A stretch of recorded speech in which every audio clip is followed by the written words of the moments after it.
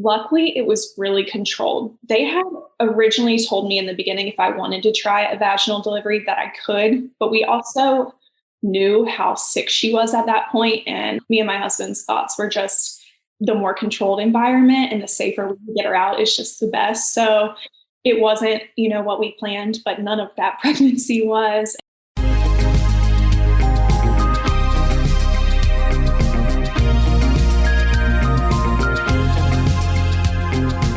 You're listening to the Mommy Labor Nurse podcast, where you'll gain the knowledge and confidence you need to erase the unknowns of pregnancy and birth and rock the newborn days like a boss. My name is Liesl Teen. I'm a fellow mom, labor and delivery nurse, and your host. Each week on this podcast, you'll hear a mix of birth stories, expert interviews, and other fun pregnancy and birth-related content. As a reminder, anything you hear on this podcast is not medical advice. Please see mommylabornurse.com/disclaimer for more details. And now let's get into this week's episode. This week on the Mommy Labor Nurse podcast, fellow mom Payton Bridges came on the show to share her incredible birth story. Payton reached out to me to share the story of her surprise first-time pregnancy turned bad around week 22, super crazy early. After being admitted to the hospital at 24 weeks, she was told she couldn't go home until she gave birth. Yeah, guys, 24 weeks. And let's just do some math. 40 minus 24 is about 16 weeks. She was thinking at that time, that is a pretty long time. What the doctors initially suspected was preeclampsia, but it turned out to be this rare complication known as mirror syndrome. In the episode, you'll hear her tell her story about how they tried to keep her growing as long as possible, her baby growing as long as possible, but that she ended up having an emergent C-section at 26 weeks after lots of ups and downs. She explained how when she was going through that, she did what we all do and went to Google to look at the statistics and other stories. But it was so difficult to find positive information on mirror syndrome and positive outcomes. Her hope with coming onto the show and sharing her story is that it will give hope to another mom going through the same thing. Without further ado, let's hear from Payton. Wondering what you need to do to stay on track during each week of pregnancy? Not sure what you need to be learning or researching along the way? I can help.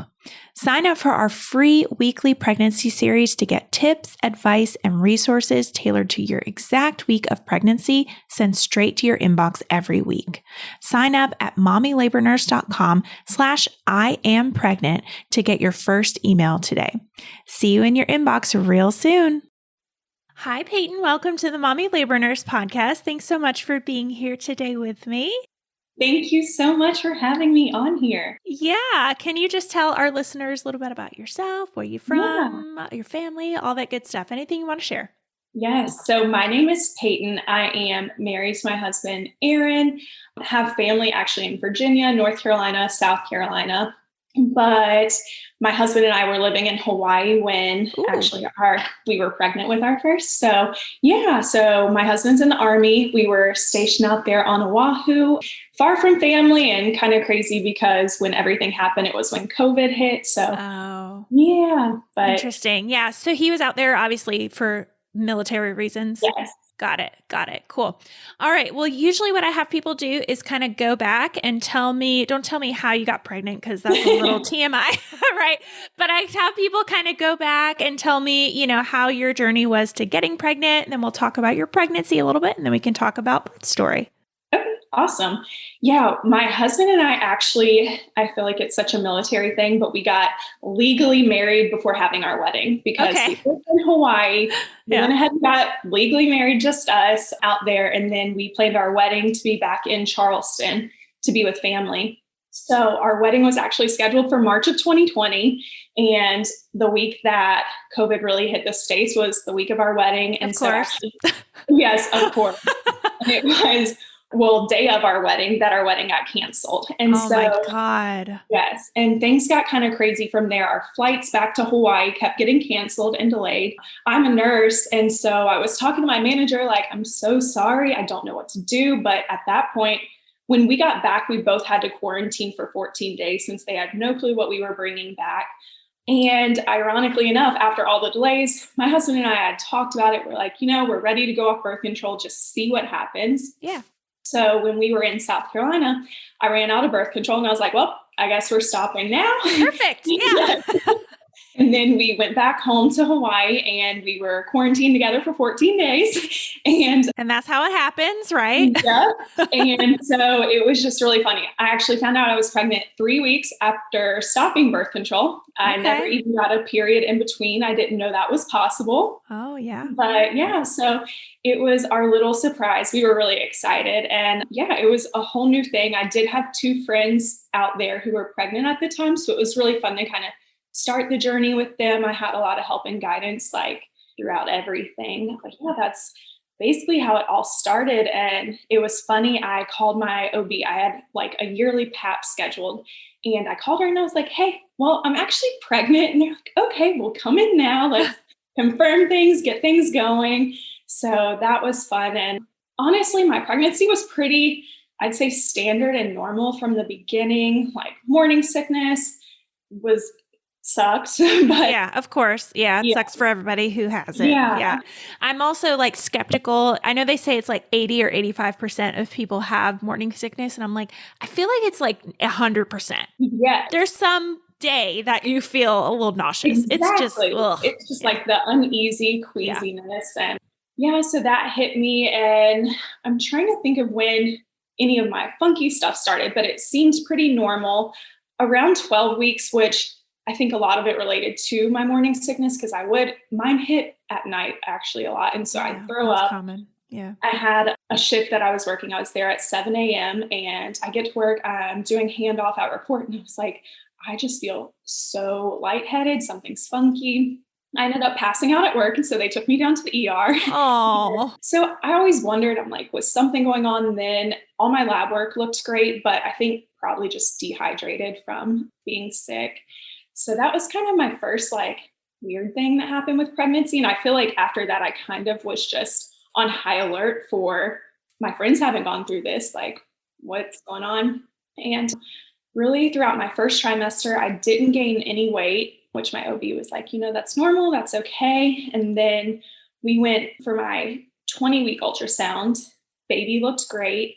And I ended up my ultrasounds were at a different spot than my actual OB office. So I went to my OB after, and when I gained 20 pounds, and we were like, holy moly. Oh, wow. Yeah. So it was a big jump. I think I had last seen her at 16 weeks. And so within that time period, I gained a lot of weight and I wasn't eating different. Nothing was different, but it was just strange.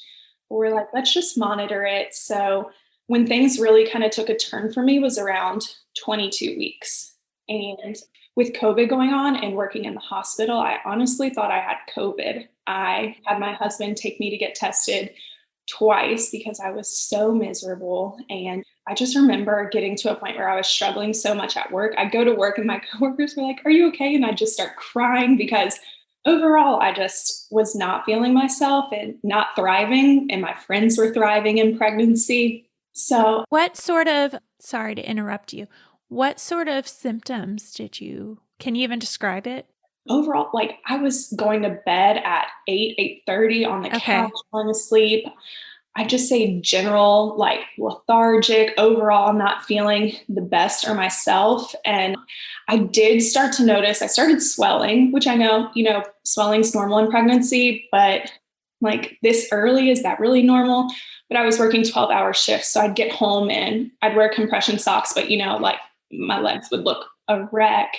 So that was kind of one thing. And I started just talking to more friends and other coworkers who had been through pregnancy and started watching my blood pressure. And honestly, that was kind of my first clue into like something's off. And not that my blood pressure was ever high, but it was higher than normal for me. Mm-hmm. So I think I started running steady 130s, 140 systolic. And I'm like, that's really off and not like myself. Yeah. So luckily my OB had my chart. And so I was messaging her all the time, telling her, this is my blood pressure. What do you think? What's going on? And so she did have me go in one time to see her. And at the time she's like, well, you don't look too bad. Your weight's, hanging in there. I think they did do blood work at the time. I was anemic. she's like, start taking iron. Maybe that's why you're just feeling just so off and so tired. So I started that, but I mean, it just didn't get better. I had a solid 2 weeks of just, I felt like I wasn't taking care of myself. I wasn't taking care of things at home. Like I just had nothing in me. And so I'm actually really glad, like I had friends who really pushed me to continue. I felt like I was bugging my doctor. I didn't ever want to bother her with my worries if they were just, first time mom worries. And I had friends who just kept encouraging me. So I think I was about 24 weeks when I called her and I was like, something's just really not right. I really don't feel good. And by this point, I had actually started feeling my daughter move around 17 weeks. But by this point in my pregnancy, I'm like, she's not moving around like she usually does. Oh. And I know it's early. And so I know I wasn't supposed to count kicks, but I was like, you know what? It's just not usual. It's not, I had gotten so used to how things were with her. So I went to my OB and I told her all of that. They, checked me over and she basically told me at that point, I was so swollen. She's like, you don't even really look like yourself anymore because I was just all over swollen. So at that point, I wasn't expecting it, but she sent me straight to the hospital. And you were how many weeks at this point? You said 24? 24. Okay. So 24 weeks, I went to the hospital, and while COVID was going on, it really sucked. In triage, they wouldn't let my husband come in. It wasn't until I got a room. And at that point, we weren't even sure if I would get admitted or what was going on. Yeah. They originally thought I probably had preeclampsia. So it sounds like. Yeah, exactly. And so they were just monitoring me for that. I think I was in the hospital for probably 12 hours before I got a room because, of course, it was just so busy. And I remember I was just there alone, miserable. And I think the stress of everything, that morning around 3 a.m., I started having contractions and so they checked me, wasn't dilated or anything. But at that point, they're like, we need to get you in a room. So I got in a room that night, and honestly, it was kind of a whirlwind from there. My husband finally got to come. Luckily, the military was really understanding, let him stay with me. We were in the hospital for about 10 days before I ended up giving birth. We just tried to hold out as long as we could. Yeah. And remind me, you guys were back in Hawaii at this point too, right? Yeah. Okay. So let's talk more about these 10 days that you were there, kind of leading up to when you did give birth. So 10 days is probably 26 some odd weeks. So tell me, you were 26 and I think I was 26 and 2 days when I gave birth. Yeah. Got it. Okay. So let's talk about, you got admitted and kind of what were they like saying, okay, let's get you to this point, or let's do some more tests, or were they just like not sure what's going on? At first, they weren't really sure. They thought preeclampsia, but my blood pressure was never high to like really, crazy high. Yeah. Yeah. They weren't really, really concerned about it. But then, we did a ton of lab work and I had a lot of stuff that ended up off. Like my platelets were low, my creatinine was going up, which to me in my brain, I was like, well, makes sense. I was peeing less. Yeah. I was swollen. So it was just really odd. And then I remember they finally did an ultrasound and looked at my daughter and they saw she had high drops. She was anemic. And that's when they told us our diagnosis of Muir syndrome. Okay. So at that point, we really lucked out. The hospital that I delivered at is probably, honestly, Hawaii is a lot different with healthcare. And we're just really blessed we went there because they had all the resources that we needed as far as like maternal fetal medicine and other people to follow us. The hospital that I worked at didn't have a NICU, didn't have, any of that. So it worked out really well, but our day-to-day was kind of crazy. They wanted to try and keep her in until 28 weeks. When we found out the diagnosis, they told me, you're not leaving until you get birth at this point. So I have to ask the obvious question that I'm sure everybody is wondering, what the heck is Muir syndrome? Oh my gosh. So it is crazy. And honestly, I think they told us I was the first case they had seen there. It's so unusual. It's so rare. And It's called Valentine syndrome. And basically, they described it as my daughter inside the womb was having all of these symptoms, and it was then making my body sick, and my body was mirroring all of the symptoms she had. So, I was getting all this fluid around me. She was getting fluid around her. We were both anemic. And they basically told me, you guys are both going to get sicker until she's outside of you. And then hopefully you both will do better and heal from there. The craziest part is they don't know what caused it, and it's still kind of a mystery to us, but I try now, after researching on my own about mirror syndrome, trying to find other families or just trying to learn more about it in general. I think it is such a rare thing, and I think it usually is caused by some sort of trauma, or they had checked, did viral panels. I didn't have anything. So I think what they saw and were guessing was that there was a slow bleed from my placenta that kind of set everything into motion.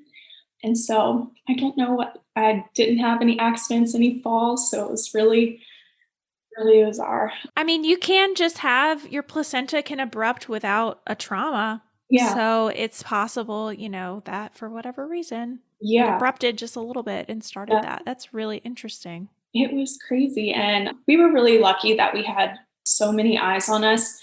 We daily had ultrasounds done kind of every day. We woke up and we're like, is today the day that we're going to give birth? Let's see how she's doing. And they checked my labs, and it was kind of a day-to-day of how sick can we let you both get without it getting too bad. And I'm trying to think of the point that it got to. They did see, and I can't remember the name of the test, and you might know it, but it basically was a blood test to see how much of her blood was circulating in my system.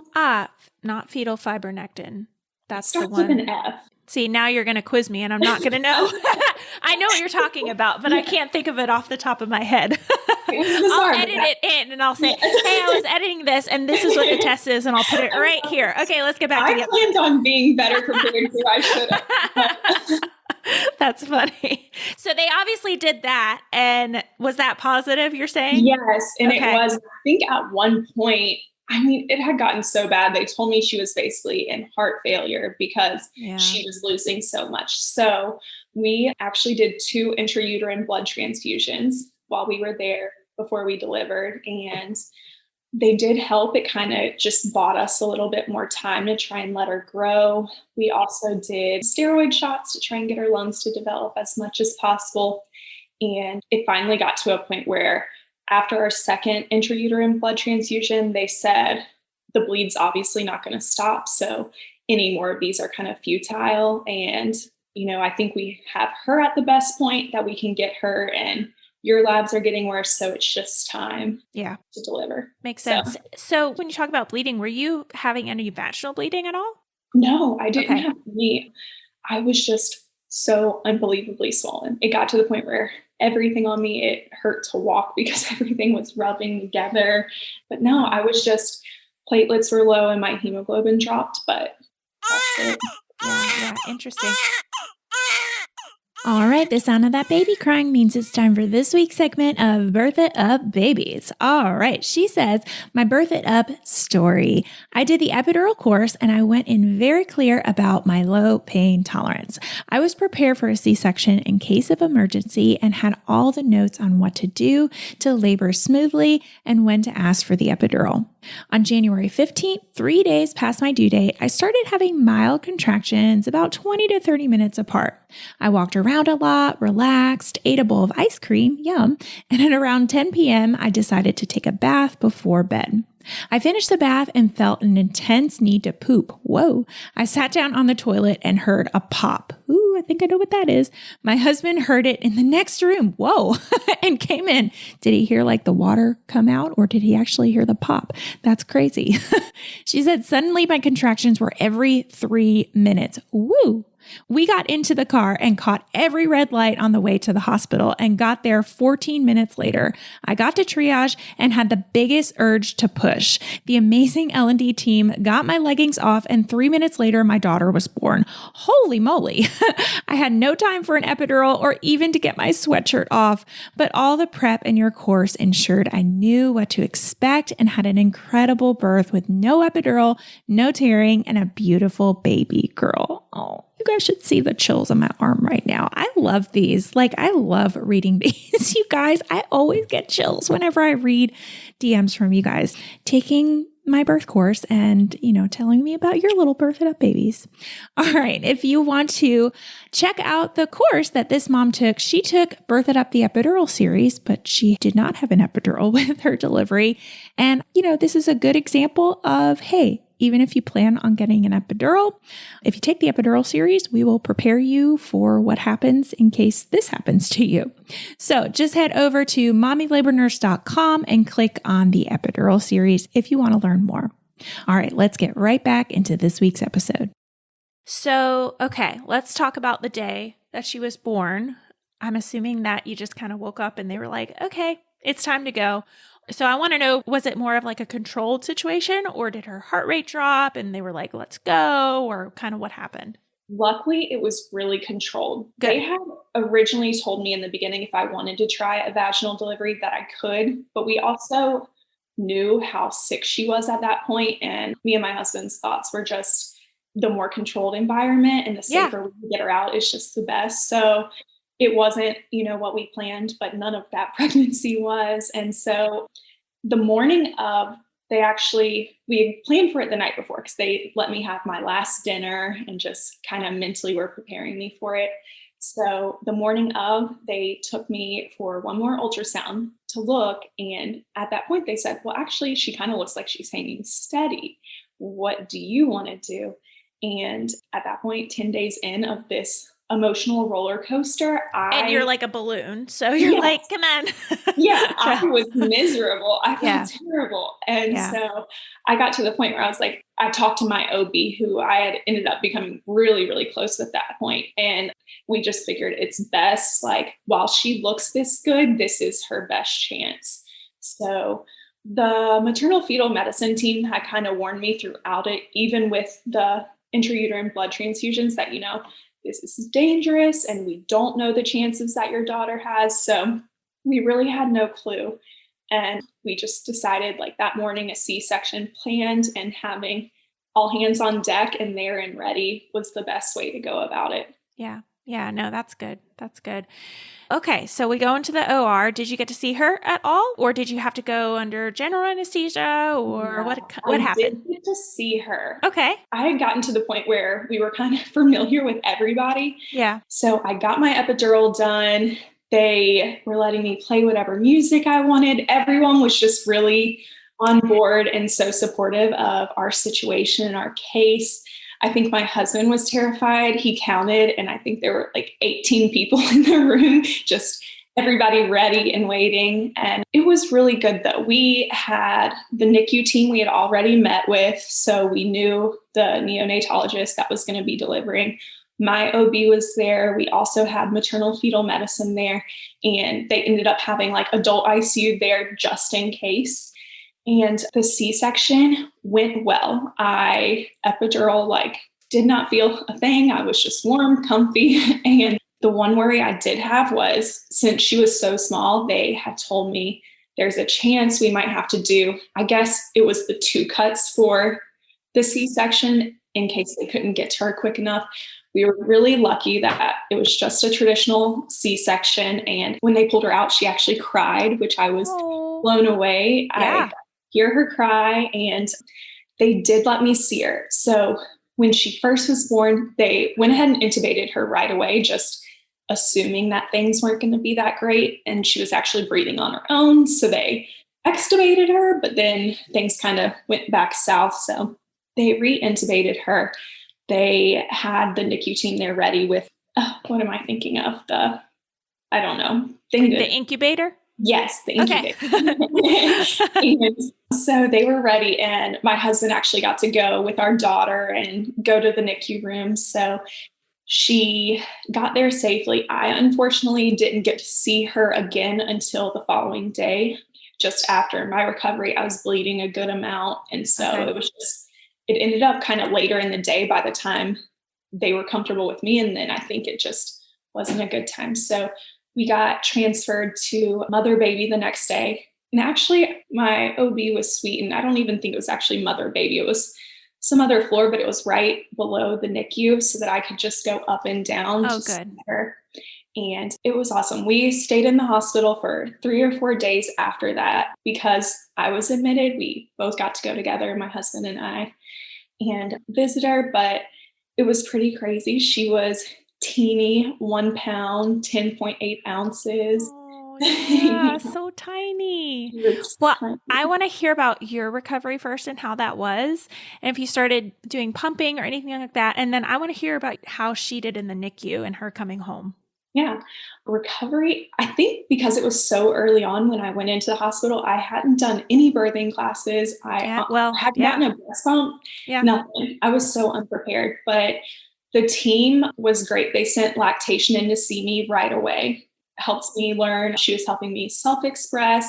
I was so excited because I was making some colostrum. So we'd take teeny little vials. Yeah, I know. People get so excited about like NICU moms are like, yes, I'm getting a little bit out. It's I know, this much, but woohoo. I know it might have been like 3 mLs, Yeah. and my husband would help catch the milk, and Yeah. we were so proud. And so that was really supportive. I think it was hard because I just didn't know what to expect of recovery. Oh my gosh, the fundus massages were miserable. Yeah, not so great. Yeah. I felt like I kind of bled for a while. I did end up getting transfused 1 unit while I was Oh, there, but I was already low to begin with prior to delivery. So did you get any blood transfusions during your pregnancy? I know she did, obviously, but mhm. did you as well?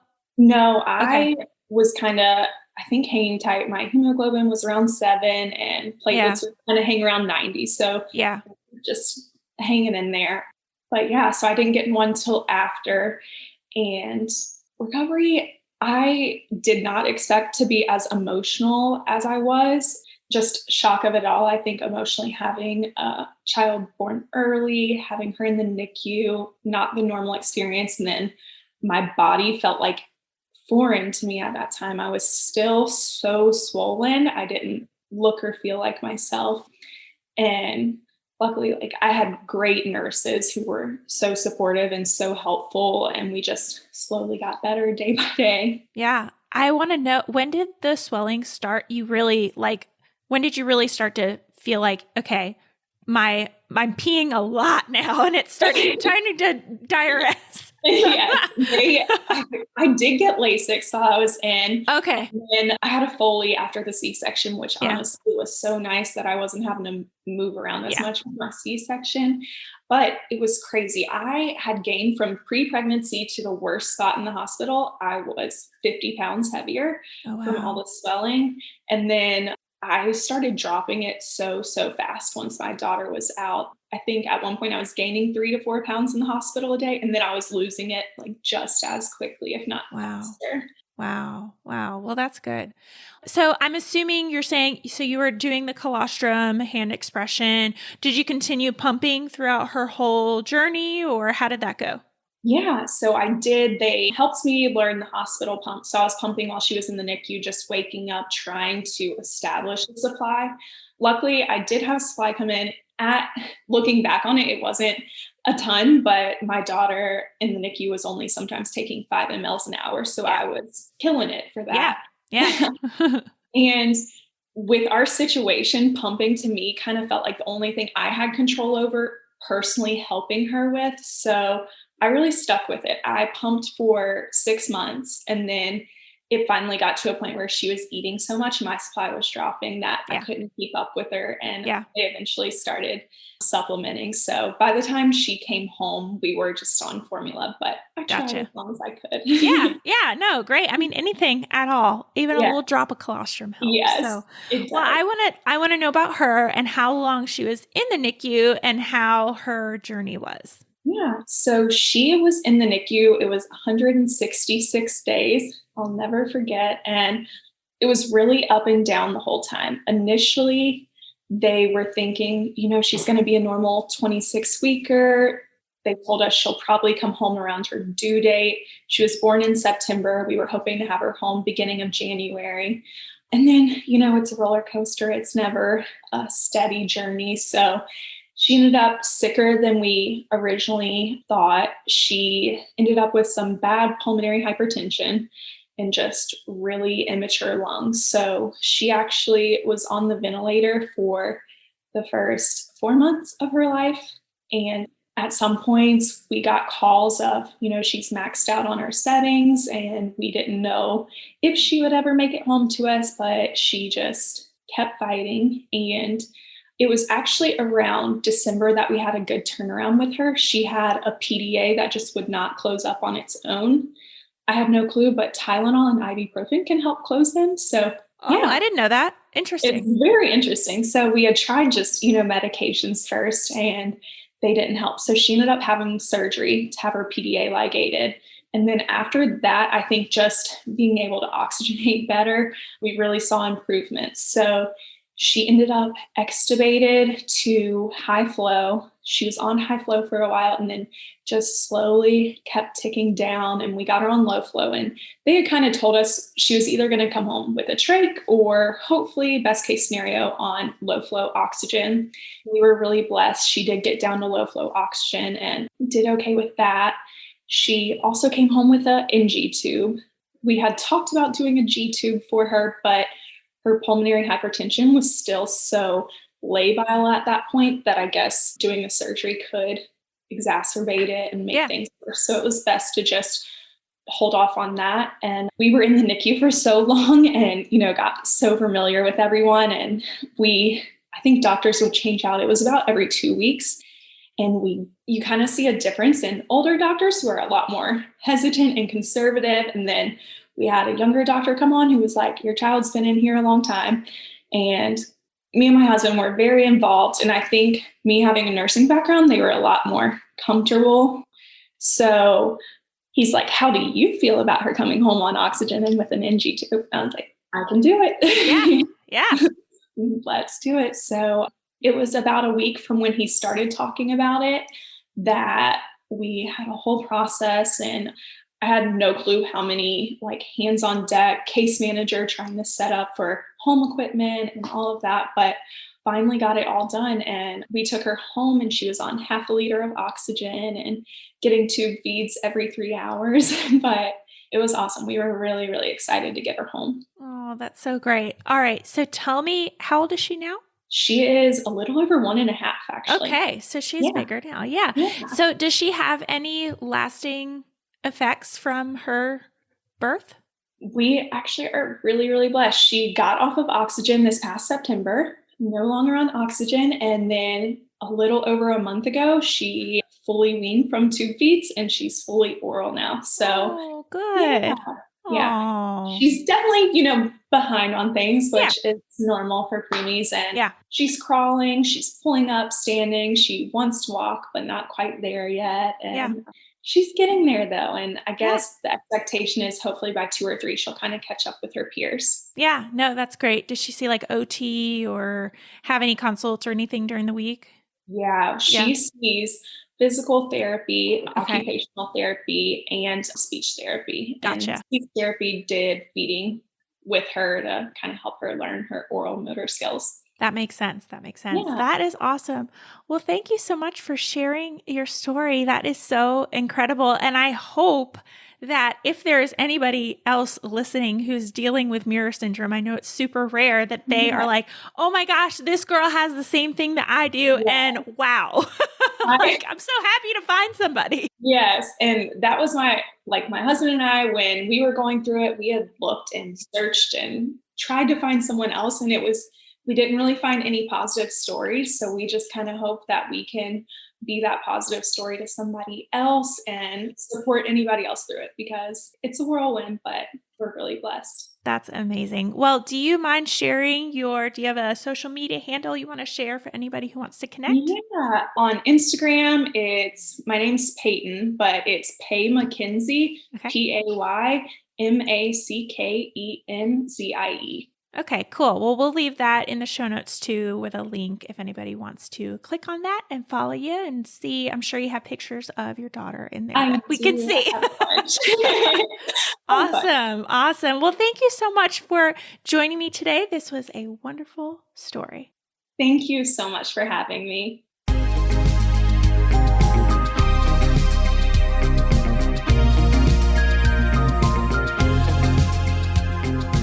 All right, guys, that wraps up this week's episode. Thank you so much for tuning in and letting me be a part of your motherhood journey. It is truly an honor. If you like what you heard, don't forget to hit that subscribe button so you never miss an episode. And I love hearing what you guys think of the podcast. So if you're liking what you hear or you have a suggestion, I'd be so grateful if you'd go ahead and leave me a review wherever you're listening to help more mamas just like you find the show. What do you think? Are you starting to feel a little more confident about your pregnancy and birth? Well, if you want more, be sure to head on over to mommylabornurse.com/podcast for today's show notes and a library of episodes so you can keep getting educated before your upcoming birth. And while you're over there, be sure to check out the blog and learn about our online birth classes. Find it all and more over at mommylabornurse.com/podcast. See you next week, same time, same place.